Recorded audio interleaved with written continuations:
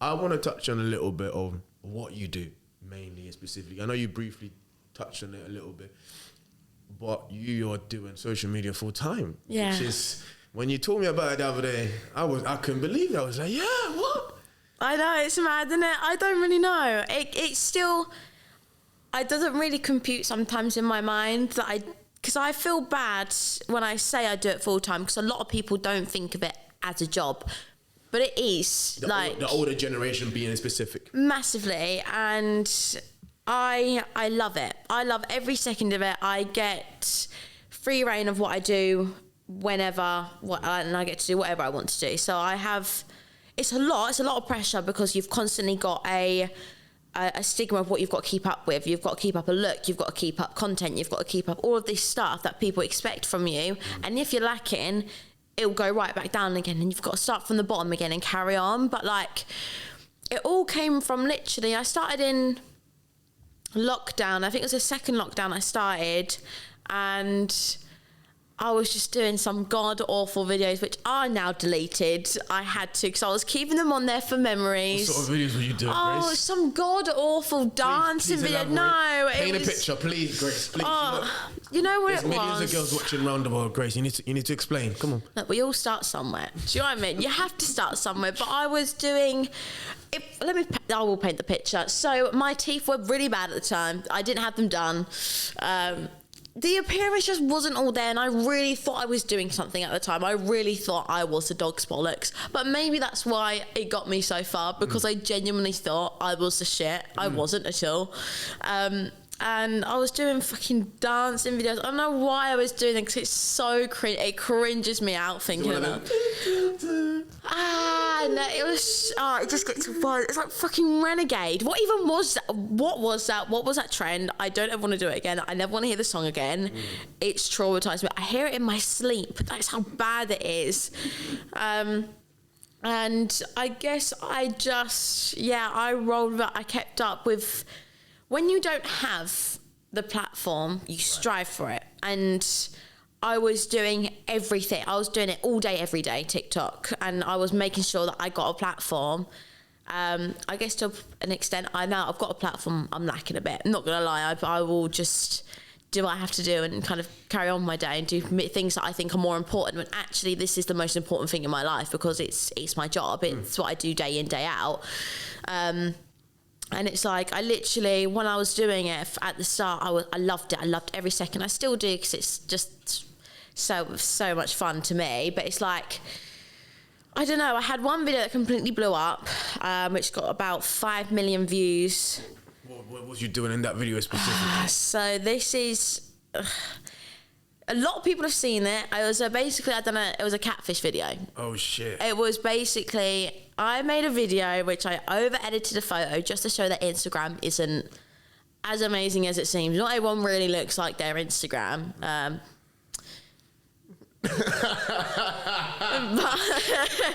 Right now I don't. Anyway, it's a Sunday and I'm hanging. I'm not going to be looking the best, let's be honest. And I literally, edited the shit out of this photo and thought, yeah, that'll do. And it looks so bad, so unrealistic. And it then cut to me with no makeup on, no tan, no nothing. Hair was fucking atrocious. Teeth weren't done. I'm reiterating the fact that my teeth weren't done in a lot of this, because they were so bad. They were so bad. It was tragic. Anyway, and I didn't really think anything of it, because I was like, not many people are going to see it. They're the ones that creep up on you. It's the ones where you post and you're like, yeah, no one's going to see that. Wankers, no one's going to see it. Everyone sees it. And it's the most embarrassing ones that I'm like, fortunately, I guess, do really well. So you posted that thinking this will get like 3 views? Yeah, I was adamant. I was like, no one's going to see this. This is so embarrassing. No one's going to see it. It then ranked up 5 million views in the space of like a week. In the first hour? What was that? In the first hour, I noticed it was doing bits, because I was like, I'm on 100k views in the space of an hour. I said, I think part of me died inside, because it was such a bad video that I was like, why does it have to be this video? Why does it have to be this one that does so well? And then about a month later, I ended up, actually, I think it was like a year later. I can't remember what the time span was. But it was a long time afterwards, after it hit 5 million views plus, I then woke up to a message I think it was a couple months, or it might have been a year, to my family and my friends all messaging me, blowing up my phone, like, you need to check the mail, like Daily Mail sort of thing, and they Ipswich Star. I thought, what the fuck, what is going on? And then I looked at the Sun, my face plastered on it, looking like an absolute catfish, was put everywhere, and it was like, the statement was like how men are attracted to you and then flee when they see what the women actually look like, and I was absolutely traumatized, and I was like, oh my god, like, and I think that's the first bit of hate that I ever like properly had, because it was just men ridiculing me. So doing social media 24/7 for a living, this is your job, you're gonna be used to getting this sort of hate. How do you deal for girls watching around the world that are influenced by you, that want to do what you do? How would you advise them to deal with those comments, to deal with that type of hate and that type of attention? Yeah, you have to have thick skin. I didn't at the start, and it does definitely build you up into having thick skin, because people are fucking brutal. They have no filter, just like myself, but they say things in a very, very nasty way. But it's gonna sound... It's easier said than done, but I just fucking laugh. You've got to laugh it off, otherwise it's going to get to you regardless. Like, people are just horrible for the sake of being horrible, and... Cry yourself to sleep a lot of nights. No, I used to. I used to get a bit upset about it. I didn't probably cry myself to sleep. No, that was the exes that done that. It wasn't the haters that had behind the screen, do you know what I mean? But it's like, I don't know, it's always weird to try and explain to people how you even... cope with it, because everyone copes with things in so many different ways, and my coping mechanism with everything is to just laugh at it, and if the laugh doesn't help, then possibly cry. However, I don't let other people's opinions affect what I think on myself, because at the end of the day, yeah, I probably had this facade of I'm so confident, but it is more time, you've got to fake it till you make it, and the more you tell yourself that I've had to learn to love myself in this whole process of doing social media. It's still, even though I'm still not 100% there, I'm still learning a lot about myself, and it's the fact that I don't let anyone try and tell me different at the fact that I am anything less than what I know I am to be. Do you know what I mean? Like, I put myself on a pedestal, because if I don't, I will let everyone's comments get the better of me. So if I put myself on that pedestal and tell myself I'm better than everyone else, anything that anyone else got to say will not affect me whatsoever. People could say the nastiest shit to me. I don't give a flying fuck, because that's their opinion. Why should it affect me? 100%. Girls, well, girls watching, there you go. That's the message. That's the... And if you're the boring cunts behind the screen, get alive. You can bleep that one out if you want. That was pretty harsh. That wasn't necessary, was it? Hold on. Ex is not watching. No, let's hope not. That was targeted. Sorry. But can anyone do social media? What sort of things can people do? How could you start this social media journey of becoming an influencer? Make videos that you love. Right. If you have a passion for something, mine ended up being makeup, my hair. Obviously, I'm most known for changing my hair every 6 weeks a different colour, and it's because I fucking loved it. I have this thing where I don't like looking the same. I get bored, and I like my way of, I don't know, kind of showing my personality, I guess, was through... Do you get bored of everything like that, not just your hair, perhaps? God, that's a sticky situation, isn't it? Okay. I have bored. Next. I don't know how to explain it. It's like a personality where I fixate on things, and once I'm over the fixation, I'm done with. I'm on to the next thing, and it sounds really bad, but it's like I think it's part of the whole ADHD thing that I've got going on with myself. I'm not going to lie.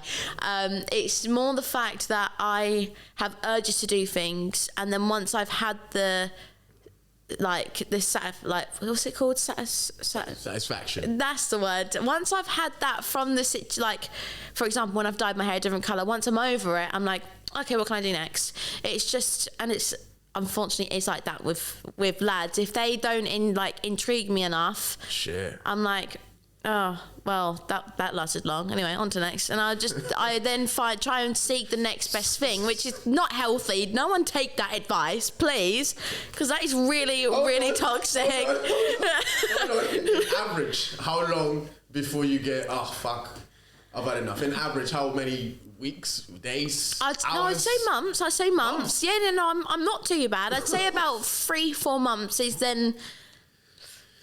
Yeah, maximum 4 months is the time that I then get like, oh fuck, I can't be asked for this anymore. But it's because if I spend too much time with someone, I get so fucking irritated with everything that they do. I pick up on everyone's flaws, and that sounds awful, and I know that's really quite mean thing to do, but because I'm spending so long with these people, the more time I spend with them, the more time I can pick up on these little things that I'm like, oh, that puts me off. Oh, not really my thing. Like and then I will then use it against them. I know it sounds really horrible and it sounds really shallow, but it's like I will then be like, oh, what are you doing that for? And it's like I'll then belittle people. I know it's the wrong thing to do, but it's like sometimes I can't help myself. It just, if I think of it, I have to say it. And I don't know, I always feel really bad because some people don't deserve it. And I'm like, I don't know. I've had one person that I've never had that with. He's ready to get Steve. He's watching, isn't he? I hope not. And if you are, you know who you are. So just get off. You need to watch it. Yeah, it was a real... I would say it's a toxic relationship, very much so. We were on and off, but kind of together the whole time for about 2.5 years to 3 years. Very, very far away from me. It was about, if I put it in miles, it was like nearly 300 miles away from me. So it was like quite far away. But I think that's why it worked for me, because it was very long distance. I saw him once a month, twice a month. And that's enough to keep you... because I like my own company. I enjoy my own company, and I don't need anyone to provide anything for me. I provide everything myself. I have done from the age of 15. I will continue to do so. I don't need to rely on anyone. And I guess he gave me that. He let me do my own thing, and then we could enjoy our time together when we had it. And I didn't spend enough time with him to pick out all of these little flaws. And I know for a fact if I did, I would have done the exact same with him than I would have done everyone else that I've already done. Do you know what I mean? But it's not in like a bad way, but I just need to learn to understand that everyone's different. I need to understand that, and I seek something that isn't real. For example, with that situation, I made up a character in my head that I thought he was, and I fell in love with someone that wasn't them. Because I didn't see him often, I'd fantasized this person in my head on who I thought he was, and I completely fell in love head over heels, borderline obsessed, started manifesting. Don't ever manifest people into your lives. It's fucking weird. First-hand experience. And it was just, not healthy whatsoever. Like, because I trusted him fully, I shouldn't have done. Because we were so far away, he could have done whatever the fuck he wanted. But you could have done whatever the fuck you wanted as well. But I stayed loyal the whole time. Swear. Yeah, because I knew, I don't know, he gave me a real fire in my stomach. You know when you look at someone and you think, oh my God, like, but I've never had that feeling with anyone else before. I don't have that fire in my stomach, and I want it so bad. Like, with people recently, I wish I could feel that way.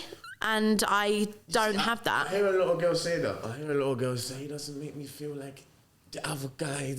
Yeah, it's... What is when you're hooked on one person, it's really fucking difficult to get over. I feel like because there was so much trauma in that relationship, and it was very toxic, you become infatuated with the image of them that you have in your head. I feel like the younger, the worse. I feel like when I was younger, when I was 16, 17, and... I bump into a female and we got things cracking. I feel like I got infatuated very quickly. 100%. With our curves. I was almost dreaming about that person. Yeah. You know, and thought of wow, I can't wait to have kids with her. This is what I mean. You plan your whole fucking life. Do you know what I mean? Like, I don't want kids anymore though. No, pass swiftly. But it's just a weird old situation with it, really, and it's not ever. I wish I could feel that for some other people that have been in my life, because it's like that's what they deserve, but I can't give that to them because I'm giving that to someone that doesn't actually deserve it. Right. But I don't know. It's a sticky situation. It's a sticky situation. Yeah. But moving slightly swiftly, if that's even how you say the word. Swiftly. Moving on swiftly.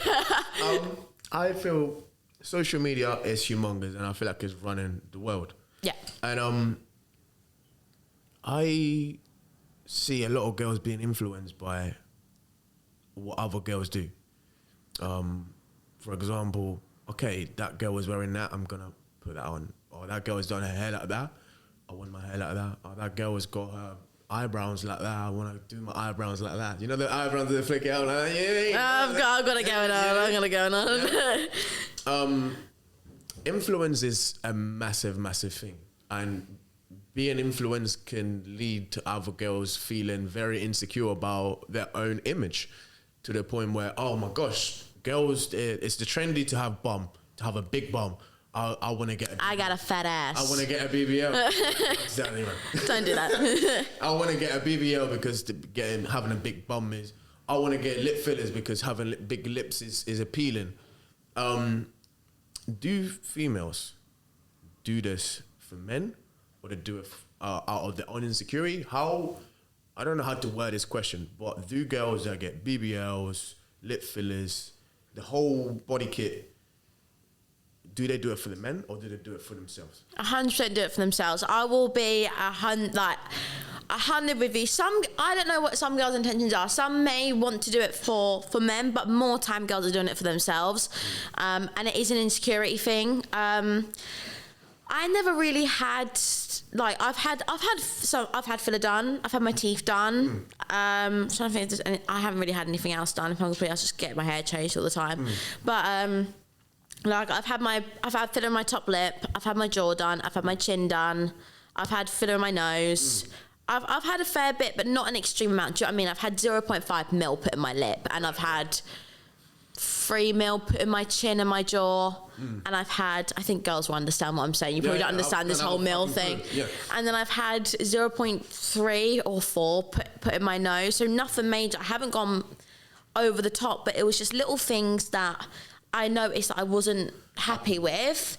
And I thought, well, if I do that, then I know I'm going to be a little more confident, and that's then going to make me happy. So I'm going to feel more confident anyway. And that's more, it's just, it is a confidence boost for all girls. Would you say that could be a rabbit hole? That could take you down a rabbit hole that you don't want to get into. For example, getting something done and then you're like, cool, I need to get that done next. And then you lead to being addicted to getting things. It can happen, 100%. But I won't go down. For me personally, I don't need to do anything else now. I've done everything that I would have liked to have got done. I've done it, and I don't need any more. Like, it's not really my thing, I guess. I don't really know. But yeah, it can be quite detrimental to girls, because they get obsessed with this image of, I have to look constantly perfect, but I don't think perfect is... what makes you is your imperfection, so I don't know why people would need to change all of that. Like, I get to an extent, like, for example, when girls, when they say I've got paper thin lips, get a bit of lip filler, fine. Like, you're doing that because you're insecure about it. So if you want to fix your insecurities, then fine. It's like, I spent a shit ton of money on my teeth because I was like, fucking hate my teeth, getting them sorted out, exactly what I'd done. I was like, oh, I've got a bit of a flat face, fuck it, let's put some jaw filler in me, do you know what I mean? And as soon as I got that done, I was like, oh, okay, I don't need to do anything else now. Like, I'm calm. Everything else I can do naturally. Like, if I want a bigger ass, I've already got a big enough one, and but if I need one, I know that I don't want to get that not naturally. I want to do it naturally. I want to go to the gym. I want to have that physique that not everyone else has, but I would like to work on myself, and that's what I do day in, day out now. I mean, I'm constantly at the gym because I feel like it puts me back in a good mental place. But at the same time, as you got a big following, it's a good way of influencing young girls to do the same. 100%. And I'm not, definitely. I'm not ever going to, like with the filler, for example, I'm not ever going to sit there and tell people you should get filler. I'm not going to sit there and do that because it's always off their own accord. If you want to do it to, I don't know, fix any imperfections that you think that will be fixed with filler, do whatever the fuck makes you happy at the end of the day. I'm never going to sit there and judge someone because they've said, oh, I've got a BBL, or I've got this filler done. Cool, good on you. I'm happy. Yeah. Massively. And it's like when people go to the, like if people want to, I recommend people going to the gym just purely for the fact that it helps with mental state of mind. It helped mine massively. I mean, when I did go down a bit of a rough patch, and I kind of took like nearly a year off the gym, I spiraled into a depression that I've never had before in my life. It was, it got really difficult, and then I pulled myself out of the fucking rut. I was like, this is like, I'm not doing this anymore. I'm not putting myself through what I'm suffering with, and you have to stop feeling sorry for yourself in situations like that. So you fucking pull your finger out your ass and go to the gym. Do you know what I mean? Like, and as soon as I done that, I was like, I feel so much better, and I feel like it's always just the initial thought of going to the gym, but as soon as you're there, I absolutely love it. As soon as I'm there, I'm like, pump. Do you know what I mean? It takes a lot of self-awareness, honestly. It takes a lot of self-awareness 100%. Yeah, I got to do this. I got to pull my head out of my bum and actually get definitely. And I feel like... Sorry to go, but the boy equivalents to fillers and all that stuff, but maybe not the boy equivalents, is perhaps getting you a nice haircut, getting a nice trim. Exactly. I feel like the confidence I get when Snets cuts when you've had a fresh cut. When Snets cuts my hair. Yeah. It's outrageous. I want to go to random places. I go to fucking TK Maxx and just because someone could see my haircut.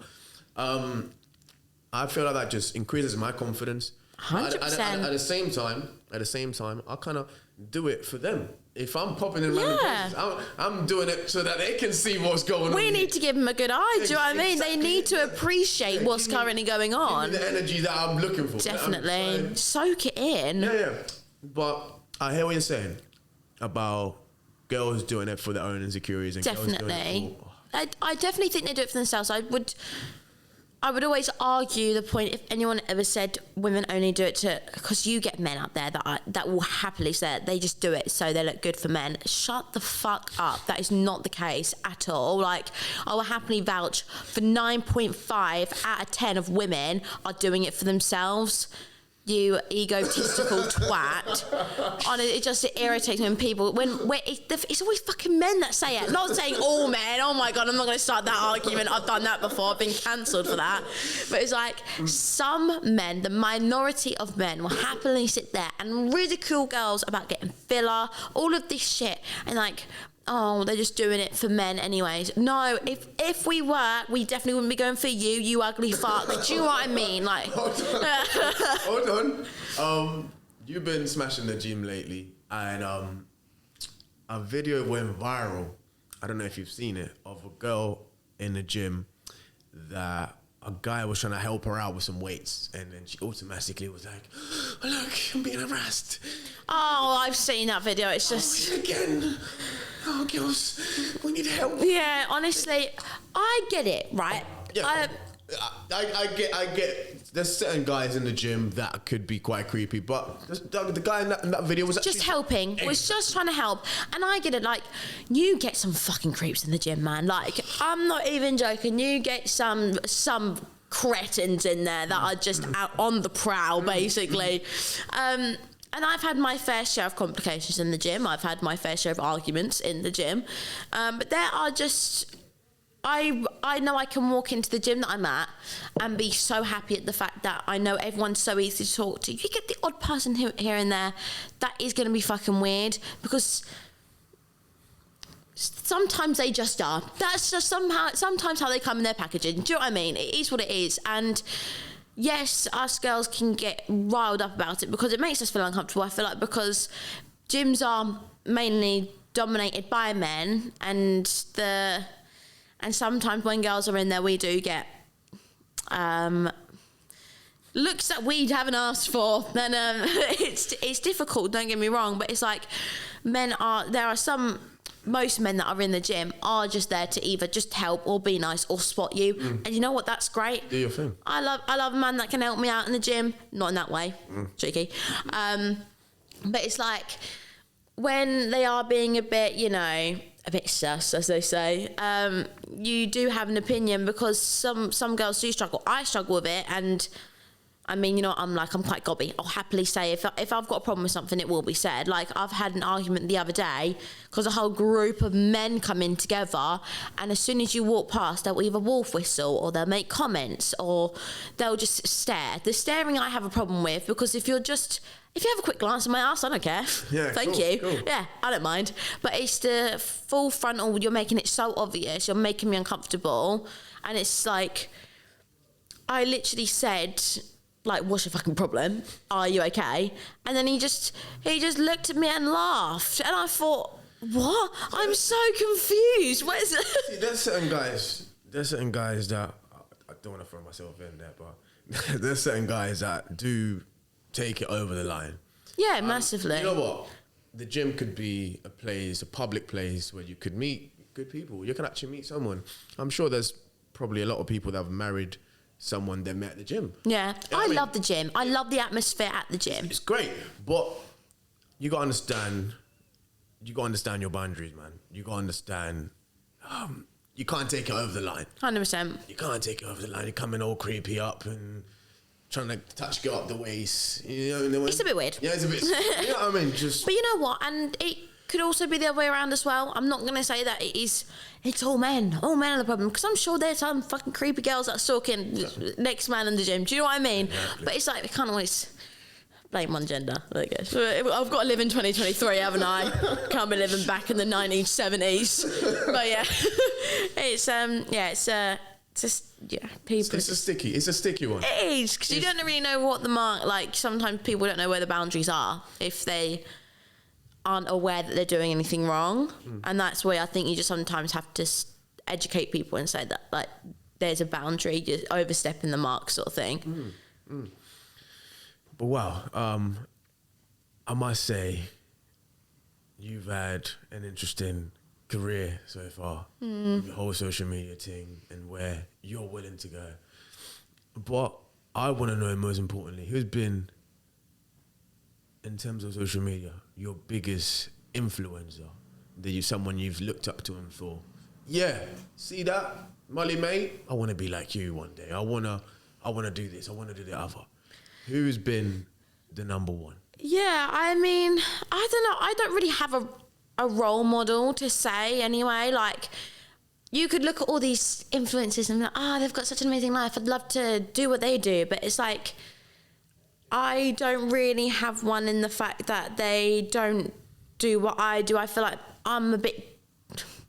With Molly May, for example, it's not like she's gonna be as sarcastic and not rude, but maybe obnoxious in the way that I would be with... Well, I'm quite honest. I've got the same 24 hours as Molly May. Well, exactly. I've got a completely different one, and that's absolutely getting fucking smashed. No, I'm joking. I don't actually do that. I don't really drink. She said when she said she was hanging this one. I'm hanging, but I'm here. But it's like... Yeah, in regards to role models, I don't really have... If you were to ask me when I was 16 years old, I would have happily sat there and said, Zoella, I'm a Zoella stan. Zoe Sugg, I love you. But it's like, that's because I used to avidly watch YouTube all day, every day, of just the life of Zoe Sugg and Alfie Days. Like, I was one of them fangirls that was like so into all of that. But now I think... I don't know, I kind of like people... I don't know if you've heard of like Madison Sarah. She's like a Instagram model. Yeah. Fit as fuck. And she's like... She's top tier, but like she's done well because of her appearance. Do you know what I mean? Like Jordan Lipscomb, for example, insane at makeup. She's always done clothing hauls, all of that stuff. And I wouldn't say she's really a role model, but I love what she does. You look up to their work. Yeah, exactly. And I look at them all individually, like people that I see on Instagram and people that I see on TikTok. I love what they do individually. People that you see on Instagram, people you see on TikTok, it's not like you're going to find people like that just scrolling around Ipswich. Yeah. In the town we live in, it's unfortunately very difficult to network in that sort of 100%. you know what I mean. I'm surprised you haven't fucked off to Manny or London. I would love to live in Manny. Manny. I think it's purely for the fact that I don't see the point moving by myself, spending all this cost on somewhere in a big city where I can have... Oh, it's going to sound so big-headed, but I would have to buy, if I was there, a one-bedroom flat or maybe a studio for the same cost of what I get now, and I've got a 2-bedroom flat, one with an ensuite, one main bathroom, an open-plan kitchen, fucking hallway and lounge, and I've got it's an old house converted into flats, and it's got such high ceilings. Like, it's lush. It's like a little house. Do you know what I mean? Like, I absolutely adore it. And it's like, if I were to move to a bigger city, I'd be paying the exact same amount, but for somewhere way smaller that I'm probably not happy with. But perhaps you have to sacrifice for your career. But I can still commute. That's not ever a problem. If anyone ever said, you need to be in London at this time tomorrow, okay, fine. I'm there. Yeah, it's not ever going to be a problem where I'm like, oh... Yeah. I don't really want to, because if it's my job at the end, I'm not going to say no. But it's like, I don't know. Yes, it would be. If anything, if I even chose Manny as a place to live, it would actually be harder if I had events in London, because it's a lot longer to get from Manny to London than Ipswich to London. Because from here to London is only an hour. If I were to do that, for example, if I did choose Manny, I'd be saying like a 3-hour fucking train journey, and it's like, I fear that I would not regret it, but it was like, I don't ever feel like I should ever think things like that, because I can get into a rabbit hole. Like you say, if you ever overthink things, get into a rabbit hole. But like, I don't think I would be happy by myself that far away from everyone. Because if I were, I don't really have that many friends, but I have a small circle that are here. Important people for you. Yeah, definitely. And if I were to move somewhere completely on my own, when I know I don't have anyone that wants to move to Manny, it's not like friendship groups where one of them's like, oh, I want to move to Manny as well. You move in together and you have a great time. Do you know what I mean? Living it up in Manny together. I don't have that option. It's either me, it's me, myself and I at the end of the day. I just do everything by myself, and that's how I like it. And I'm more than happy at the moment to stay put, purely for the fact that I'm not comfortable. I would never say that I'm comfortable, but I'm happy, and that's really it. But at the same time, in a town like Ipswich, for example, you're creating your own blueprint, because there's no one. I can't think of anyone else that's doing the shit you're doing. You know what I mean? Yeah, massively. I can't think of. You don't see people. For example, if you lived in London, it'd be different. You got celebrities everywhere, people that you could reach out that are doing what you're doing, that could advise you with certain things. But in Ipswich, you don't. No. Even in the music industry, you don't have anyone massive other than that little ginger guy that lives in Framingham. Good old Ed. Yeah. I'm going to stand an Ed fan. I absolutely love him. But you haven't got anyone in this town, any sort of influencers, anyone to look up to, really, that could advise you with certain things. Someone that could just reach out very easily and be like, oh, yo, listen, I want to do this. Someone, if you're a massive musician who's, I don't know, you could reach out and be like, yo, listen, man, can you hear this beat for a minute? Yeah, literally. So it's a lot harder to... Creating content or even producing anything is so much more difficult in a small town, because you've literally got no networking whatsoever. And if you do, it's by yourself. You make everything by yourself. And at the same time, living in such a small town could be quite mad, because everyone knows you. Everyone knows who you are in this little town, which means everyone speaks your business. Everyone knows your business. Everyone is very sometimes jealous. Everyone hates you for and people are less willing to help. Oh, massively. Less willing to help, to, I don't know, perhaps show a bit of, put this on your story real quick, or do that, or do the other. People are less willing to help because they feel like, if I help him, I'm going to dim my light. And what I'm trying to This is what it is. So I don't get it when... You notice that yourself? Yeah, 100%. Like, I stop asking people for help. I don't do it. If I do something now, I will just do everything myself. I can't really be asked, because I know I'll get nothing back, because I'll be 1 minute the talk of the town and everyone's fucking screaming my name left, right and centre, but then when I need their help, get fuck all. So why should I help anyone else? Exactly. I feel like we should collaborate more. I feel like in such a small little town where we're all trying to we could come together and collaborate together. Even people that do music in this town could come together. Everyone come together, and I don't know, perhaps being together is better than just being by yourself. 100%. That's my advice. But in such a little town, it's very hard and it's very easy to get lost, but become demotivated to do what you want to do. Definitely. It does make you less motivated, 100%. I've had days where I'm like, oh my fucking God, I'm sick of being in this fucking dead end street of a town. Yeah. But then again, you're going to have days like that. It's not every day it's going to be rainbow and sunshine, unfortunately, as much as I want it to be. It's, like, for what I do, for example, podcasting or YouTube or running around town with a camera. If I'm in town, if I'm in the middle of Ipswich in town with a camera, people are going to think I'm a fucking weirdo. What the fuck is this? I get stares left, right and centre. If you're in London, for example, on the other hand, it's a whole... No one gives a flying fuck. No one gives a flying fuck. But at the same time, people are more willing to jump on camera and are more willing to help. You know what I mean? Yeah. It's such a massive fucking city that person you seen today, you're probably never going to see ever again. Yeah. In London, for example. 100%. In Ipswich, everyone is just... it's a lot of hate. It's everyone for themselves. Exactly. And I really struggle with this town because even if you dress differently, people just stare, and it's not in a good way. Do you know what I mean? Like, I don't know. I guess I'm not going to say alternative. That makes me sound like a right twat. I'm like not edgy. Do you know what I mean? But I wear just what I want to wear, and I don't really give a fuck. But because this more older generation town, it's getting on a bit. It's getting on its time. I guess you get looked at a certain way if you are not fitted in the criteria of the people that normally live in Ipswich. Do you know what I mean? It's like, yeah. And if you're different, then people start looking at you. Yeah, people will look at you bare fucking weird. And I'm like, what is your problem? The problem is I've got a face like a slapped ass.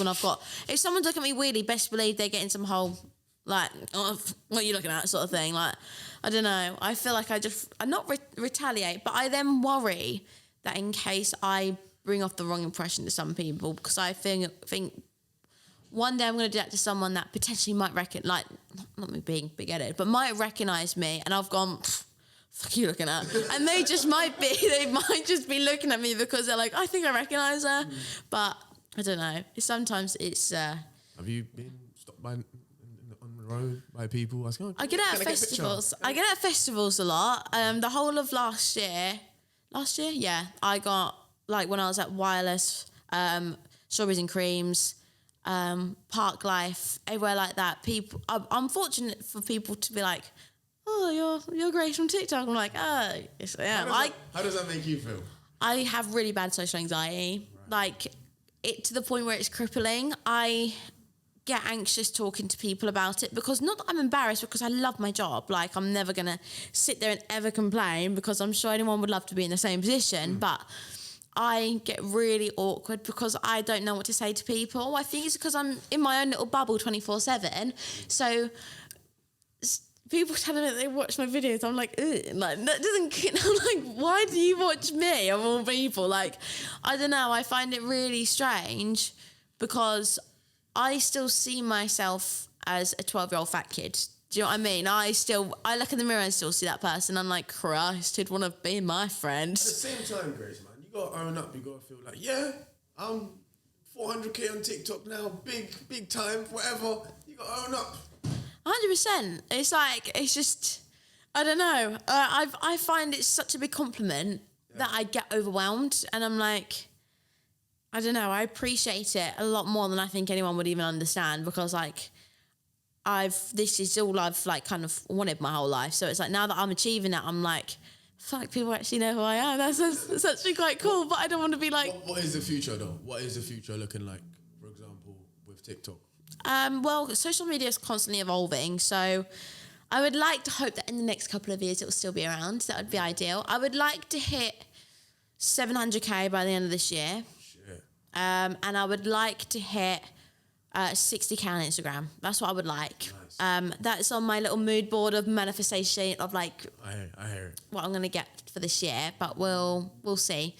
But like, I don't know. I know what I want to to do with that. I want to expand on YouTube. I would like to get back into it again. And I would like to have more content that's my personality, because I'm fucking nuts. And I feel like people just see only the beauty side of me. Do you know what I mean? Because primarily all I do really is makeup. And do you worry about that? Do you worry about people showing people your personality a little more than... No, I prefer to do... If I wish I could do my content, if I was to do it all over again, I would do just my personality and I would not do the beauty thing. If I got a second time round... Do you think you'd be as successful?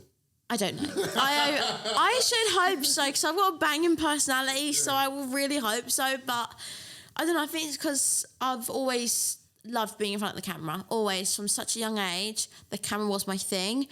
No, regardless of what time of day, what I was doing, best believe, anyone got a camera out, I'm in front of it. I was like, yeah. I don't know, it's always been my thing. Like, I've done musical theatre for years and years and years now, and I just became infatuated with being the main character. I was like, in every situation, I feel like I'm the main character in everyone else's lives, and I'm not. But I tell myself that I am. I'm like, God, everyone thinks I'm the shit. I'm just everyone's like main character, like. But that's probably me being very self-absorbed. But I feel like it gets you a lot further. But I feel like if I were to have done my content all over again, I definitely would have gone down the route of, for example, my not series that I'm trying out, but it is I'm trying out, is Grace Tries. And then I'm quite incompetent, to say the least. But I find it quite funny. Some people find it painful with the fact there's a lot of things that I can't do. But I like to find the humour in everything. So, for example, I can't swim. I've never been able to swim. I can't ride a bike. There's things that on a day-to-day basis, a lot of people can just do. Because that is going to be a whole transition itself, because you going from doing the makeup and the little hair transformation to doing a completely different type of content. Yeah. Almost showing a different side of you to definitely. I don't think I would stop the beauty side. I'll definitely still keep it up, because I know that's my safety net. That's what gets me my views. That's what I know is right for me to do, and it keeps me on afloat, should I say. That's the type of content people know you for, maybe. Yeah, definitely. And it's trial and error with this whole new series thing, which I would like to do. It is just trial and error, and if people like it, then great. I can consistently do it. But if it's not going the way that I'm heading it to be, I'm just going to have to give it time and try and figure something out before I do that again. Do you know what I mean? I'm not giving up on the idea of it, because I love the idea. I think it's a good idea. Yeah, because there's so many things that I want to do with it, and I feel like it has so much potential that I would like to push it, and if I can do it, then great. But yeah, I mean, like with social media wise, it's definitely something that I want to venture into and kind of get sorted. I want to do it on YouTube, hands down. I told you already. YouTube's where the money is. And I advise people, like, if you're watching and you're listening, I have a little show on YouTube called Layback News, where I'm informative, short and sweet, but most importantly entertaining. I don't want to keep you too long. It's around 8 to 10 minute video. It's me going around wherever, chatting to people I bump into in the streets, and just informing you of what's going on around the world. That's a little show that is under this channel, as well as the One Pod, officially the One Pod experience. And nice. We've got a lot of things going on, and I suggest you subscribe to the channel. And don't be a loser. Just do it. I also suggest that if you have a vision, and you want a vision in terms of content, for example, and you want to put it into fruition, whatever, I suggest you contact the person over here, Martell. Vision in terms of content, contact the man himself, and I'm sure get in contact with him, he'll help you out with whatever you got going on. What an angel. Yeah. All love. All love. Scott, you've been absolutely sensational to have you on the show. What can I say? Honestly, I'm just everyone's favourite person in the whole wide world, I know. Thank you so much. I swear to God, thank you so much. Thank you. Thank you for having me. I feel honoured, privileged and blessed. Grace, love. Love. Kiss, kiss, kiss, kiss, kiss. Beautiful.